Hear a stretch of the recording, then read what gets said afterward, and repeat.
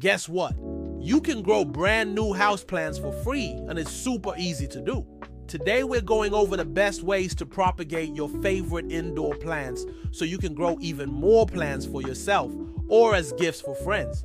This is a very simple houseplant propagation guide that anyone can follow. We'll go over the most common and easiest methods, and you can pause or rewind any section if you want to take a closer look. And stick around till the end for some extra propagation tips. Let's get started. First off, let me ask you a question. Why do people propagate their plants? Well, there are many reasons. One is that it's simply cheaper to propagate a sensitive area than it is to buy one. Another reason is that you may just want to multiply your favorite plants and share them with family and friends. Either way, it's a great skill to have. So today we'll show you exactly how to do it. We'll start off with the most common method, which is stem cuttings. To propagate a sensitive area from a stem cutting, first grab a healthy plant that is not etiolated or too old. Take a look at this pothos. It's a very popular choice for beginners because it's extremely easy to propagate. Just take a non-flowering stem that is not too old and use the entire stem, or cut it into segments like this that are at least 2 inches long. Make sure to use the entire node or leaf axil. That's where the leaves meet the stem. You can see here that the nodes are slightly wider than the rest of the stem. This will help you remember where to make your cuts. Now take a sharp blade or pruners and disinfect them. Take your cutting and place it at an angle in a propagation mix or water. Place your pot in an area that will receive bright indirect light. Depending on the species, it may take a couple of weeks to a couple of months to see new growth. The end result will be worth it though. Look at these plants that were propagated from a single sensitive area. If you want to speed up the process of propagation, you can place your pot on a heat mat.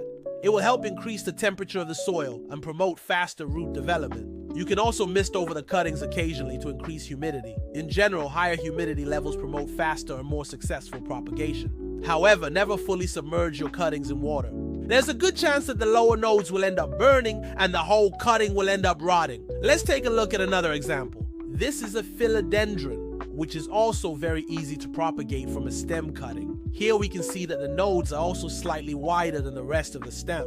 Cut below a node at an angle and you're ready to propagate. We'll use the same method for this monstera. Take a look at these tiny little nodes. It can be difficult to see them on this plant, but they're definitely there. Make sure to include at least one node per cutting. Monstera cuttings can take a little longer to propagate, but don't lose hope. Be patient and keep your cuttings well hydrated, and they will eventually produce roots.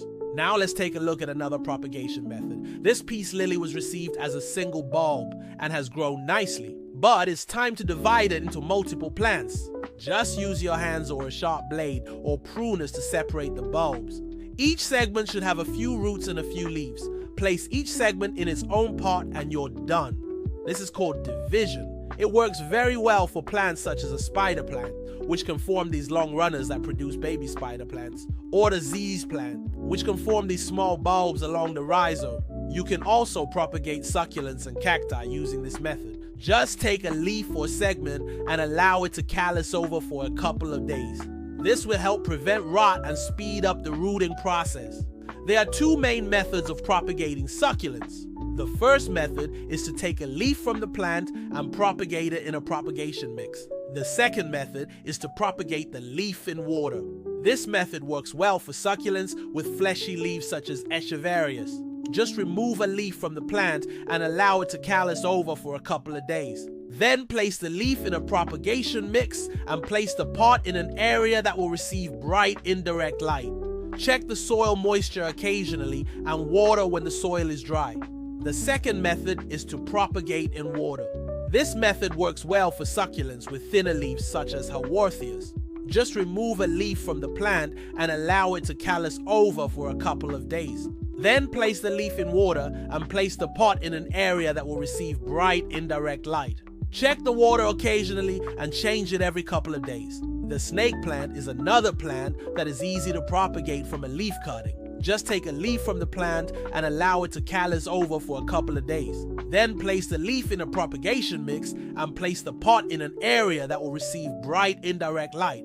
You can also propagate the snake plant in water, but it's not as necessary as with other plants. Roots will emerge in about 2 to 4 weeks. So far, we've covered the 3 main methods of propagation, but there's a 4th method that can be used depending on the plant. Some plants can be propagated in both water and soil. We'll use pothos as our example since it is easy to propagate from both stem cuttings and water propagation. With water propagation, you just take a stem cutting and place it in water. But we'll go over the ideal conditions for faster and more successful propagation. You can actually propagate any plant from a stem or leaf cutting. You just need to find the optimal conditions for your plant. If you encounter problems during propagation, just try the other method. For instance, if you're having trouble propagating a sensitive area in water, try propagating it in soil. This brings us to our next tip. Not all plants will root easily in water. Plants that have thicker, woodier stems will be more difficult to propagate in water. On the other hand, plants with thinner, herbaceous stems will be easier to propagate in water. Succulents are an example of plants that are difficult to propagate in water. Even though we showed you earlier that it could be done, it's not as easy as other methods. If you encounter problems, just try propagating them in soil instead. Here are some extra tips for successful propagation. Use clean scissors or pruners. Disinfecting your tools will prevent diseases from affecting your cuttings. You can use a rooting hormone powder to increase the chances of successful propagation. Rooting hormone contains auxins, which are plant hormones that promote root development. Just dip your cuttings in the rooting hormone before placing them in water or soil. Place your cuttings in an area that will receive bright, indirect light. This will ensure that your cuttings get enough light to produce roots. Be patient. It may take a few weeks to a few months to see new growth, but the wait will be worth it. And there you have it. We've gone over the most common and easiest methods of plant propagation. With these simple steps, you'll be able to propagate your favorite indoor plants and enjoy the satisfaction of growing new plants for yourself or as gifts for friends. Don't be afraid to experiment with different plants and see what works best for you. And if you have any questions or comments, feel free to leave them below. Happy propagating! If you found this guide helpful, give it a thumbs up, hit subscribe for more plant care tutorials, and let us know in the comments which plants you are propagating next. Thanks for watching.